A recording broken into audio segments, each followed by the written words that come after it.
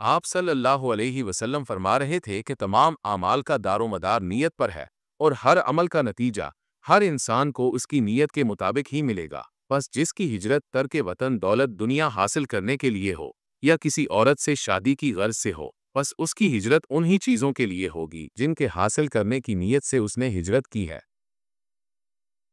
ایک شخص حارث بن ہشام نامی نے حضرت صلی اللہ علیہ وسلم سے سوال کیا تھا کہ حضور، آپ پر وحی کیسے نازل ہوتی ہے؟ آپ صلی اللہ علیہ وسلم نے فرمایا کہ وحی نازل ہوتے وقت کبھی مجھ کو گھنٹی کی سی آواز محسوس ہوتی ہے، اور وحی کی یہ کیفیت مجھ پر بہت شاق گزرتی ہے۔ جب یہ کیفیت ختم ہوتی ہے تو میرے دل و دماغ پر اس فرشتے کے ذریعے نازل شدہ وحی محفوظ ہو جاتی ہے، اور کسی وقت ایسا ہوتا ہے کہ فرشتہ بشکل انسان میرے پاس آتا ہے اور مجھ سے کلام کرتا ہے، بس میں اس کا کہا ہوا یاد رکھ لیتا ہوں۔ حضرت عائشہ رضی اللہ عنہا کا بیان ہے کہ میں نے سخت کڑاکے کی سردی میں حضرت صلی اللہ علیہ وسلم کو دیکھا ہے کہ آپ صلی اللہ علیہ وسلم پر وحی نازل ہوئی، اور جب اس کا سلسلہ موقوف ہوا تو آپ صلی اللہ علیہ وسلم کی پیشانی پسینے سے شرابور تھی۔